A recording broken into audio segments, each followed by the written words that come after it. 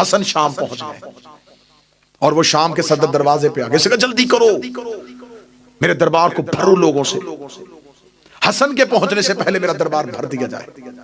میں عین ہی تاریخ پڑھنے لگا ہوں، بالکل حرف بحرف تاریخ پڑھنے لگا۔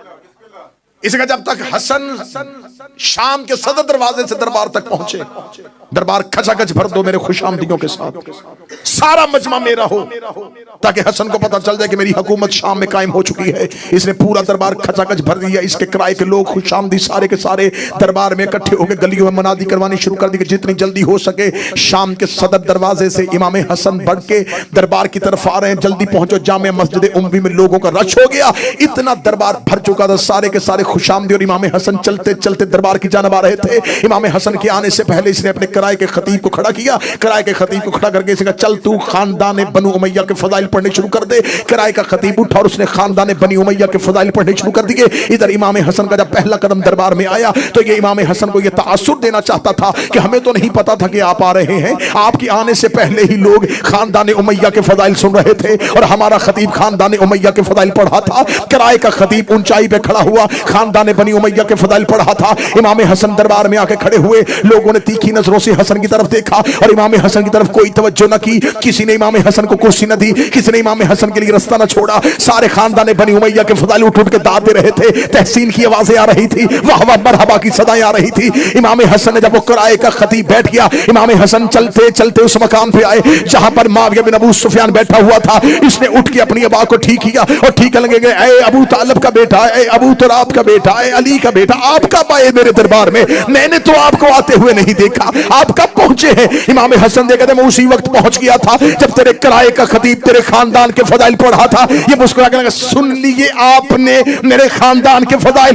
امام حسن نے اونچائی پہ کھڑے ہو کے پورے شام کے جامع مسجد اموی کے کھچا کھچ مجمع میں کہا، اے معاویہ بن ابو سفیان، میں حسن ابن علی اپنی ماں زہرا سے لے کے حوا تک اور اپنے باپ علی سے لے کے آدم تک ایک ایک کا نام اور کردار پڑھتا ہوں اور اونچی آواز میں پڑھوں گا۔ اگر تم میں جرت ہے میرے کان میں آ کے اپنی ماں کا کردار سن۔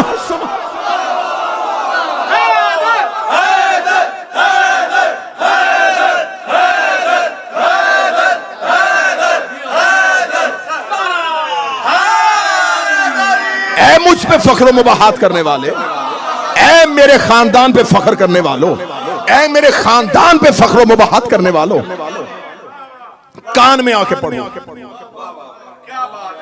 دربار میں سناٹا طاری ہوا، خاموشی طاری ہوئی، خاموشی کا طاری ہونا تھا۔ امام حسن نے یوں مجمع کی طرف دیکھا، پہلا ہی جملہ اتنا سخت تھا، لوگوں نے کہا یہ کون ہے جس نے دمشق کے حاکم کو اتنا بڑا جملہ کہہ دیا؟ حاکم ابھی تخت پہ لرزہ بر آدم تھا اور چہرے پہ موت کی زردی تھی۔ امام حسن نے کہا جو مجھے جانتا ہے وہ جان لے، جو نہیں جانتا وہ سن لے، انا حسن ابن علی، میں حسن علی کا بیٹا ہوں، میں ابو طالب کا بیٹا ہوں، میں ذریت ابراہیم ہوں، میں نسل اسماعیل ہوں، میں شجرہ طیبہ کا ثمر ہوں، میں فرزند ابراہیم ہوں، میں فرزند اسماعیل ہوں، میں صفا کا بیٹا ہوں، میں مروہ کا بیٹا ہوں۔ اتنا کہتے کہتے امام حسن کے زبان سے جملہ نکلا، میں چاہوں تو عراق کو شام کر دو، میں چاہوں تو عراق کو شام کر دو، میں چاہوں تو دن کو رات کر دو، میں چاہوں تو رات کو دن کر دو۔ پیچھے سے بندہ مجمع چیرتا ہوا آگے بڑھا اور آگے بڑھ کے لگا ما اکال حق حافظ تو وہ کیوں کہہ رہا ہے جو تو کر ہی نہیں سکتا؟ امام حسن نے تیکھی ہوئی نظروں سے پیچھے مڑ کے دیکھا، فرمایا شرم نہیں آتی عورت ہو کے مردوں میں کھڑی، عورت ہو کے مردوں میں کھڑی ہے۔ فوراً جسم کے خد و خال تبدیل ہوئے، حیات بدن تبدیل ہوئی۔ انقلاب ایران کے بانی آغا خمینی نے ایک تفسیر لکھی ہے قرآن کی، انہوں نے اپنی قرآن کی تفسیر میں سورہ یاسین کی اس آیت میں انما امرہ اذ اراد شیئا ان یقول لہ کن فیکون، اس کی تفسیر کرتے ہوئے انہوں نے کہا کہ اللہ کہتا ہے کہ جب میں کسی چیز کا ارادہ کرتا ہوں،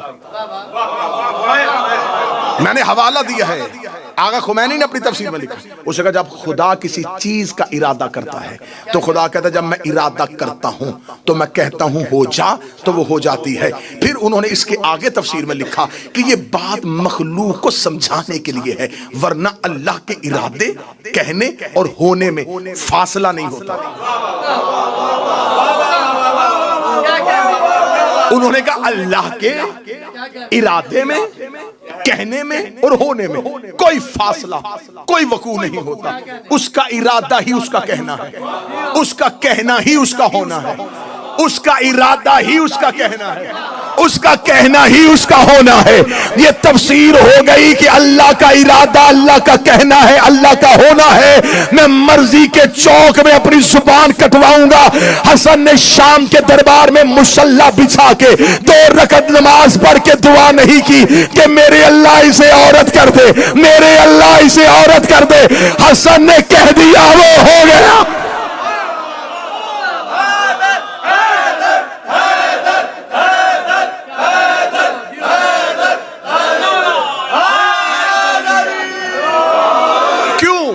اس لیے کہ امام حسن ارادہ الہی ہے۔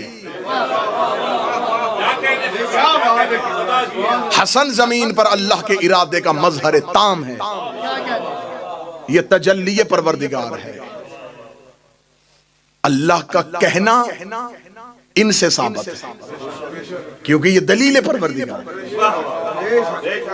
کہا شرم نہیں آتی عورت ہو کے؟ مردوں یہاں تک آپ کو ذاکرین نے سنائی ہے، میں اس سے اگلی حدیث کا اگلا ٹکڑا سنانے لگا، اب اس سے بھی اچھا ٹکڑا سنانے لگا ہوں۔ جب کہا شرم نہیں آتی عورت ہو کے مردوں میں آ گئی ہے، حیت تبدیل ہوئی، خد و خال تبدیل ہوئے، ممبر کی پوری خطیبانہ ذمہ داری کے ساتھ جملہ کہنے لگا ہوں۔ جو ہی بدن تبدیل ہونا شروع ہوا تو اپنے آپ میں شرمندگی میں ایسے مجمع سے باہر نکلنے کا ارادہ کیا۔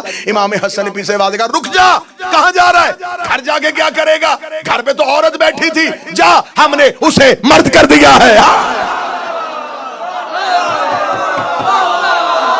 ہم نے اسے مرد کر دیا۔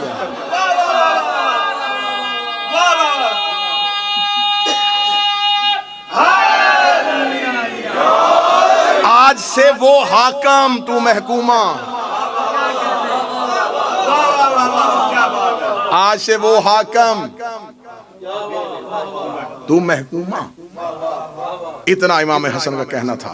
اب پورے دربار میں جب لوگوں نے معجزہ دیکھ لیا، اب ایک مرد کو ابھی جس نے عورت بنتے دیکھا ہو، اب دوسرے کی ہمت ہے؟ بالکل خاموشی طاری ہوئی۔ جب بالکل سناٹا طاری ہو گیا، ہیبت حسن کی ہیبت نے شام کے محل کو ایسے پتھر کا کر دیا۔ اب امام حسن کی آواز جامع مسجد اموی کی دیواروں سے ٹکرائی، فرمایا سنو، لکڑی کے تخت پہ بیٹھ کے فخر کرنے والے،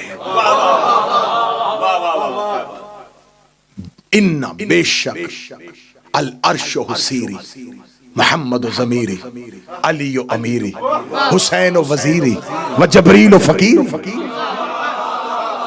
اے لکڑی کے تخت پہ بیٹھ کے فخر و مباحات کرنے والے، عرش میرے تخت کا نام ہے، محمد میرے ضمیر کا نام ہے، علی میرے امیر کا نام ہے، حسین میرے وزیر کا نام ہے، جبریل میرے فقیر کا نام ہے۔ العرش سیری، محمد ضمیری، و علی و امیری، و حسین و وزیری، و جبریل و فقیری۔ کہیں تاریخ سے خطبہ اکیلے شام میں، اکیلے ہیں شام میں۔ عربی زبان میں آپ نفرت کے ساتھ، جیسے ہم اردو زبان میں کسی کے ساتھ بات کرتے الجھتے جب اس بندے کو اس قابل نہ سمجھے نا کسی بات، تو بندہ اردو زبان میں ایک لفظ بولتا ہے محاورہ، چل ہٹ، بولتے ہیں چل ہٹ۔ عربی زبان میں اس کے سر، چل ہٹ۔ اور اگر سامنے عورت ہو تو اس کو سر نہیں، سیری، سر کہا جاتا ہے مرد کے لیے، سیری کہا جاتا ہے عورت، چل ہٹ، مرد ہو سر، عورت ہو سیری۔ اب آخری سطر ہے اور جملہ آپ نے ایسے وصول کرنا ہے جیسے جملے کا حق بنتا ہے. میرے مولا امام حسن نے شام کے دربار میں کھڑے ہو کہا العرش سیری، عرش میرا تخت ہے، محمد و ضمیری، محمد میرا ضمیر ہے، وعلی و امیری، علی میرا امیر ہے، وحسین و وزیری، حسین میرا وزیر ہے، وجبریل و فقیری، اور جبریل میرا فقیر ہے. یہ کہنا تھا یا معاویہ بن ابو سفیان امام حسن کے بالکل سامنے آ کے کھڑا ہوا. اس کا دربار میں تو کسی کی جرت نہیں کہ حسن کے جملے کو کاٹے. وہ سامنے آ کے کھڑے ہو کہنے لگا اے حسن، تو نے مدینے سے آ کے شام نے فساد فتنہ برپا کر دیا ہے، تو نے میرے دربار کی ہیبت کو تبدیل کر دیا ہے. کیا تو بھی اپنے باپ کی طرح معجزے دکھا کے اپنی حکومت ثابت کرنا چاہتا ہے؟ امام حسن نے اسی لہجے میں کہا اس شئ تو اسیری، پیچھے ہٹ یا کہوں سیری.